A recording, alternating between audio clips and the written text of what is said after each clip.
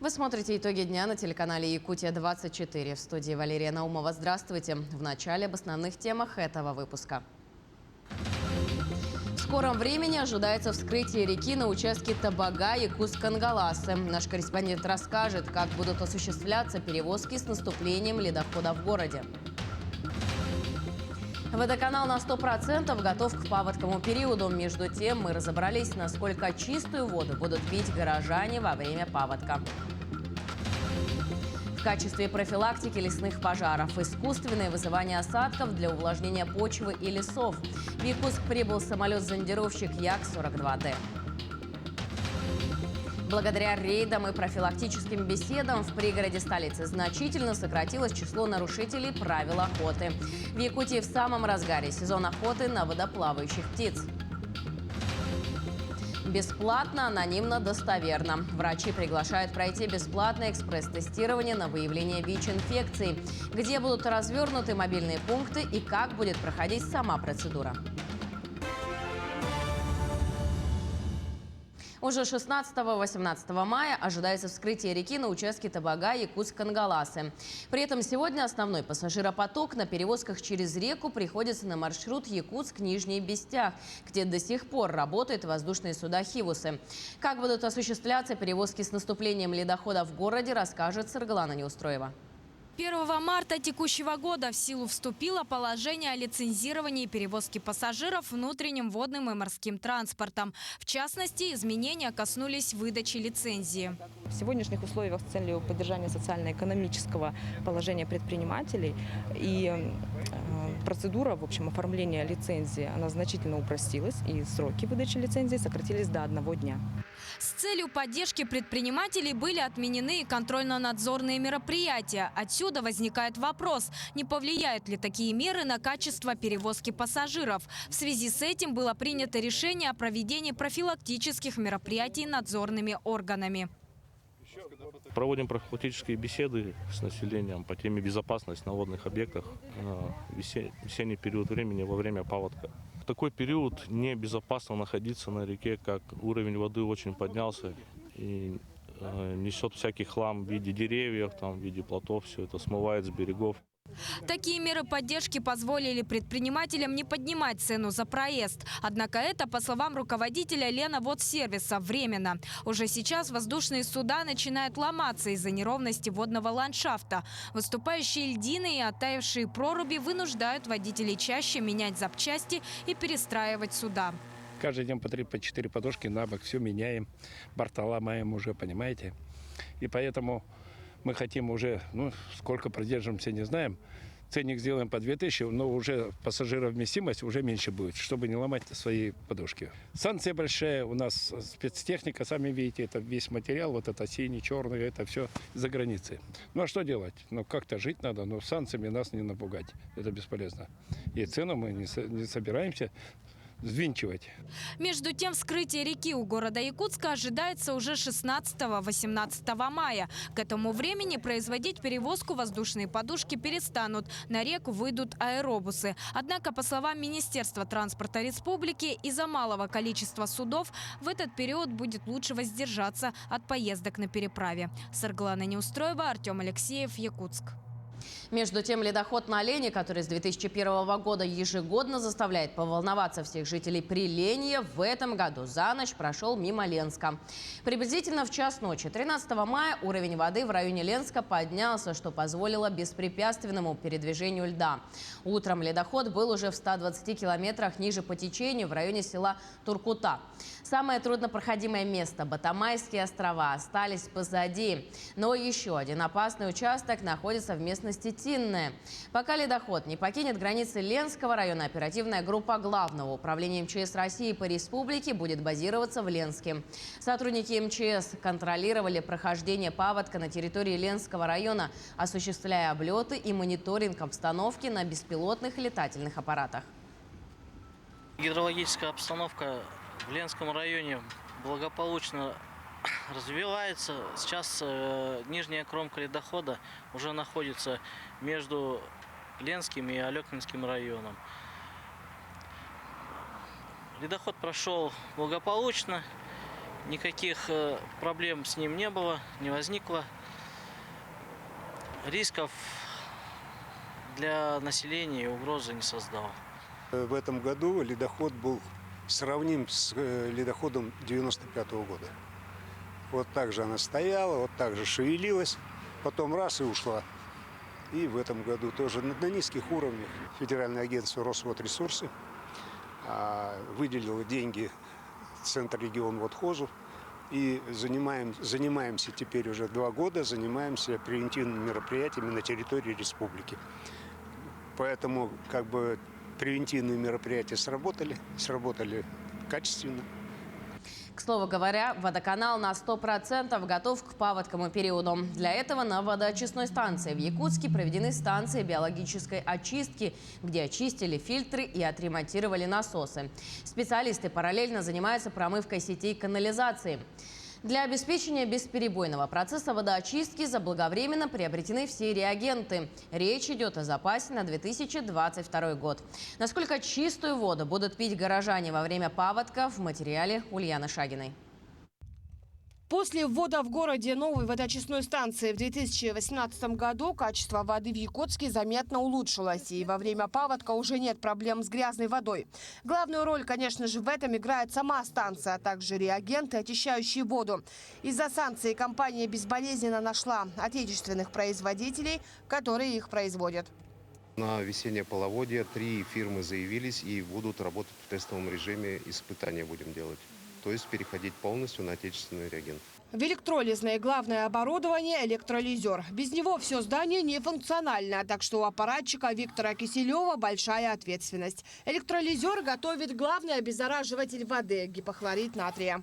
Приготовилась, хранится, и дальше уже идет у нас дозирование воды.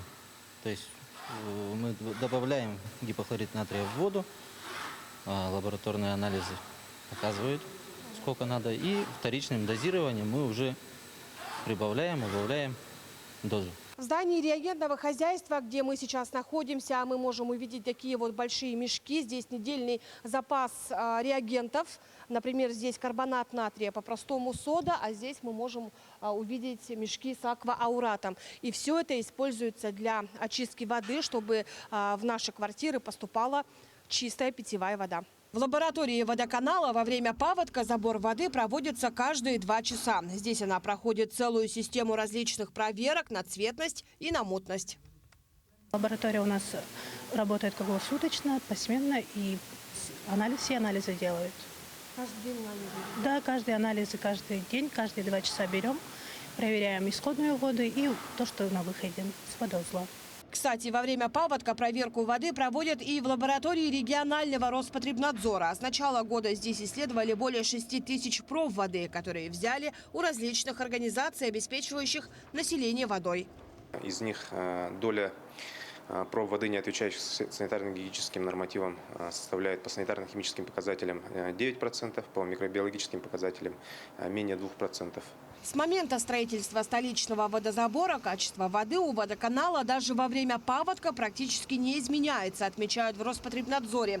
Расчетная мощность водоочистных сооружений в компании – 110 тысяч кубометров воды в сутки. Однако город сегодня использует половину от заданного расчета. Ульяна Шагина, Павел Никифоров, Артем Алексеев, Григорий Охлопков, Якутск. В Якутск прибыл самолет-зондировщик Як-42Д. В течение мая-июня самолет будет работать над искусственным вызыванием осадков для увлажнения почвы и лесов в качестве профилактики лесных пожаров. Подробнее о возможностях уникального самолета расскажет Александр Хавренко. В Якутию прибыл уникальный самолет. Это даже не самолет, это целая лаборатория с крыльями. Эта лаборатория может осуществлять широчайший спектр задач, но нашу республику в первую очередь, конечно, интересует искусственное вызывание осадков, которые так необходимы в период начинающихся лесных пожаров. Самолеты-зондировщики для искусственного вызывания осадков привлекались в Якутию и раньше, но в этом году случай уникальный. Впервые в практике работы таких самолетов они будут не тушить пожары, а проводить профилактические работы, предварительно увлажняя почву и леса Якутии. Получив благоприятный прогноз, мы ставим в план самолет именно на те районы, где именно будут развиваться вот эти облака. После прохождения плана мы вылетаем в тот район и начинаем мониторить, исследовать эти облака на предмет их пригодности. Как только, так сказать, мы видим, что облака пригодны, мы производим, значит, воздействие на эти облака для того, чтобы, так сказать, осадки, значит, были увеличены, либо вызваны, либо увеличены.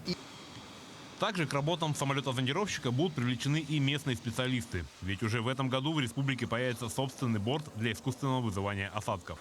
Такое решение было принято главой региона Айсеном Николаевым по итогам пожароопасного сезона прошлого года. Полярные авиалинии, наша региональная авиакомпания, уже заключила договора на проект и на установку оборудования с партнерами с гидрометслужбы. В частности, федеральным государственным бюджетным учреждением, центральным аэрологическим обсерваторией, которая участвовала в нашем контракте и выиграла этот контракт в сумме 79 миллионов рублей на 132 часа работы. Ошибочно полагать, что самолеты с установками для искусственного вызывания дождей нужны только в пожароопасный период. Эти технологии могут широко использоваться и в сельском хозяйстве, и в случае обмеления рек, и в целях наполнения водохранилищ. На сегодняшний день в России лишь 3 самолета с установками для искусственного создания осадков. Еще 3 находятся на стадии комплектации, и один из них будет постоянно базироваться и работать в Якутии. Александр Хавренко, Георгий Григорьев, Якутск. В Якутии в самом разгаре сезон охоты на водоплавающих птиц. Государственные инспекторы Якутского комитета государственного экологического надзора каждодневно проводят контрольно-рейдовые мероприятия. Во время этого инспекторы проверяют билеты и разрешения на оружие, сверяют номера. Такие рейды носят также и профилактический характер. Большинство любителей охоты соблюдают закон. Благодаря проведенным рейдам и профилактическим беседам с охотниками по соблюдению правил охоты, пожарной безопасности в лесах и правил обращения с охотничьим ружьем во время коллективной охоты в пригороде столицы значительно сократилось число нарушителей правил охоты. Так, в основном нарушения у нас выявляется по 7-11 отсутствие разрешительных документов на территории общедоступных угодий или же использование электрических манков. Это у нас вообще запрещенная охота. Если у них есть грубые нарушения, нами изымается оружие огнестрельное и составляется протокол изъятия и передается управлению Росгвардии Республики Саха-Якутия. На сегодняшний день, 13 мая, нами изъято 4 охотничьих оружия и передано в управление Росгвардии Республики Саха-Якутия. Общественная организация «Город добра» существует уже 7 лет, и на данный момент в организации состоят 27 волонтеров. За это время волонтеры помогли сотням нуждающихся семей и ветеранам. Организация занимается не только благотворительными мероприятиями, но и патриотическим воспитанием среди молодежи. Каждый год поздравляет ветеранов Великой Отечественной войны, ветеранов тыла и детей войны. В этом году волонтеры поздравили ветеранов совместно со спонсорами ФПК «Якутия», «Саюри» и пекарни «Бонами». Также каждый год волонтеры поздравляют ветеранов на празднике «Ретро-вечер». Реализовываем проекты по городу Якутску и по республике. Много патриотических мероприятий. Прошли мероприятия для ветеранов. То есть в этом году мы поздравляли ветеранов, которых в городе осталось не так много, 19 человек. Уровень патриотизма у школьников, у студентов, у волонтеров, то есть сейчас повышенный, особенно в такие дни, когда 9 мая, то есть какие-то праздники. В Якутии совместно со Сбербанком планируют развивать социально-экологическую повестку на предприятиях. Якутия и Байкальский банк ПАО «Сбербанк» будут сотрудничать по вопросам устойчивого экологического развития в республике. Об этом сообщил председатель Байкальского банка ПАО «Сбербанк» Александр Абрамкин по итогам встречи с главой Якутии Айсеном Николаевым. Речь идет о внедрении ESG – принципов в работе предприятий на территории региона. Якутия является единственным регионом России, где законодательно урегулирован вопрос проведения этнологической экспертизы в местах традиционного проживания и традиционной хозяйственной деятельности коренных малочисленных народов Севера. Мы обсуждали несколько вопросов. Первый из них – это наша совместная работа в развитии ESG-повестки, ответственное отношение к экологии, к природе и те дальнейшие шаги, которые мы вместе будем делать в этом направлении. Это очень важная работа, и мы договорились совместно создать рабочую группу для того, чтобы выработать те решения, которые будут полезны и для республики прежде всего. Мы обсудили несколько деловых вопросов, связанных с поддержкой и кредитованием системообразующих предприятий региона, и обсудили ряд технических вопросов, связанных с дальнейшими шагами по нашему сотрудничеству. В Алданском районе продолжается вакцинация и ревакцинация против COVID-19. В апреле началась иммунизация детей и подростков от 12 до 17 лет. Врачи рекомендуют родителям не отказываться от вакцинации. Осложнение которой может привести инфекция, способен предупредить только иммунитет. В целом эпидемиологическая обстановка по распространению коронавирусной инфекции характеризуется стойкой тенденцией к снижению заболеваемости. Подтверждаемые случаи единичные, в основном болезни люди переносят в легкой форме. Ежедневно регистрируется 1-2 случая, как правило, это амбулаторные случаи. Вакцинация населения у нас продолжается, в том числе ревакцинация. Количество детских доз у нас было 50, мы их всех израсходовали. Очередной транш на подходе, заявки поданы, медицина готова. Между тем, эпидемиологи напоминают о важности соблюдения мер безопасности и правил гигиены.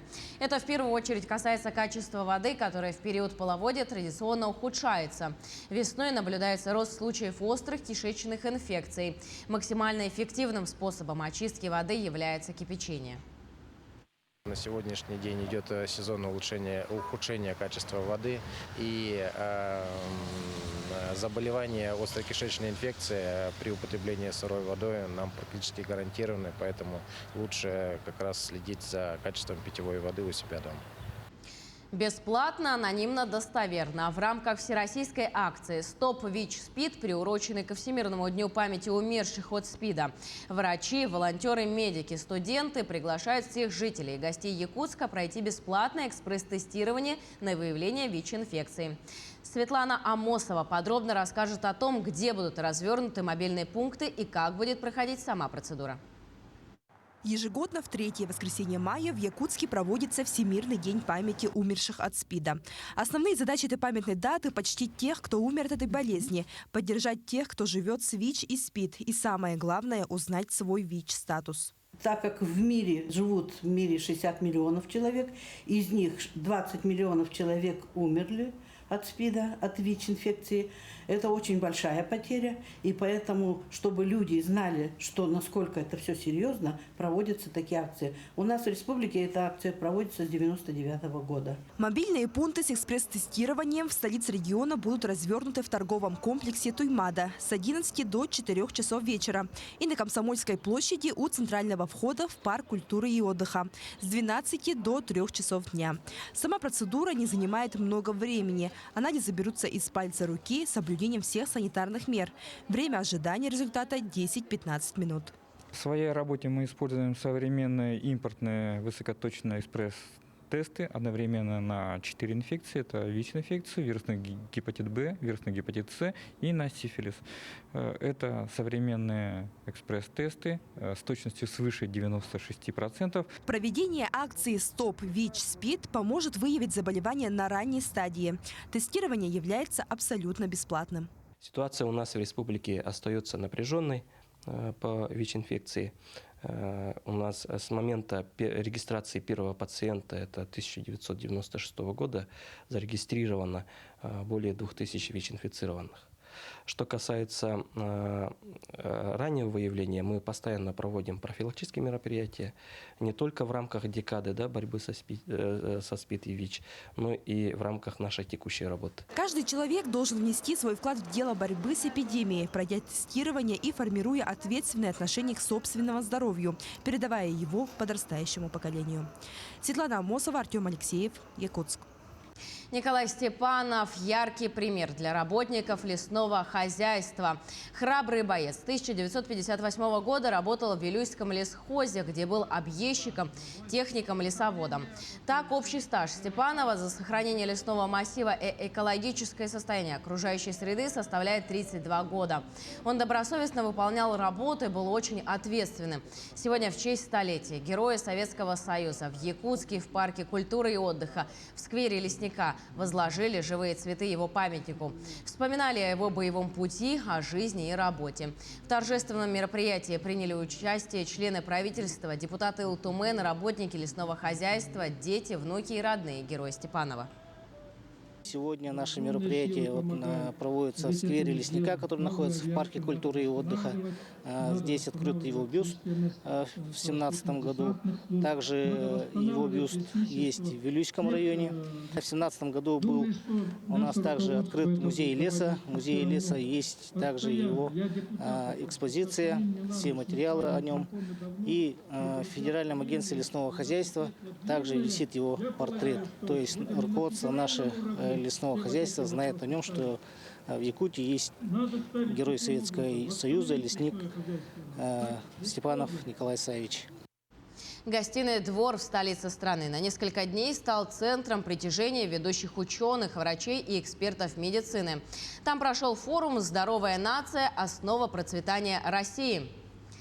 На выставке большое внимание было уделено новинкам и трендам медицины, а в деловой части – вопросам первичного звена здравоохранения. Все подробности у Айсены Бурнашовой. Уже знакомые многим медицинские комплексы на колесах, своего рода передвижные поликлиники. Медосмотры, профилактику и диагностику заболеваний можно провести прямо в салоне. Это красавица, новая пилотная модель на базе «Газели НН», оснащенная ни много ни мало шестиступенчатой коробкой передач.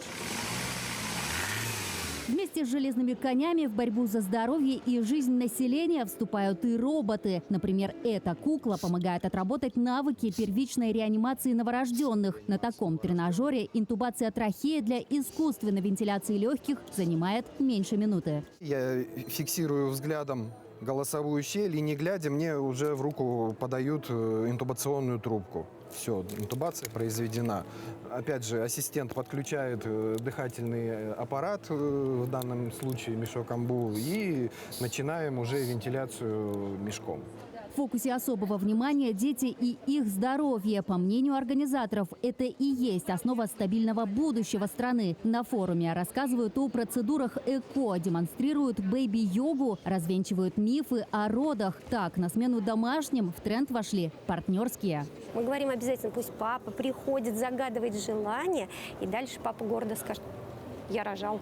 А в деловой части форума затронули работу первичного звена здравоохранения и доступности услуг, будь то оказание первой медицинской помощи или диспансеризация. Важную роль здесь играют мобильные бригады. И если сейчас в Якутии стоит вопрос нехватки мощностей для массовых выездов врачей в отдаленные районы, ситуация может измениться. Наша большая республика, которая охватывает 3 миллиона квадратных километров, и разбросанность очень большая.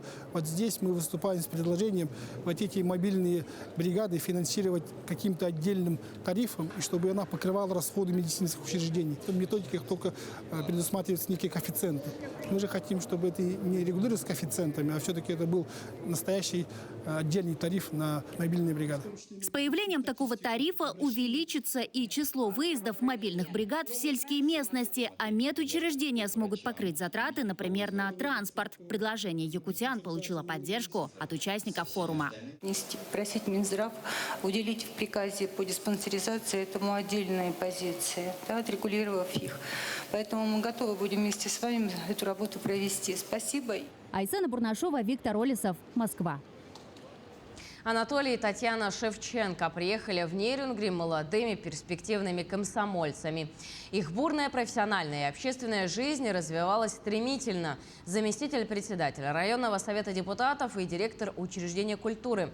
На работе и дома остаются примером порядочности, искренности, любви друг к другу, людям и своему городу. От электрослесаря в комсорге, правком, руководящие должности. И в 2007 году Анатолий Витальевич вышел на пенсию.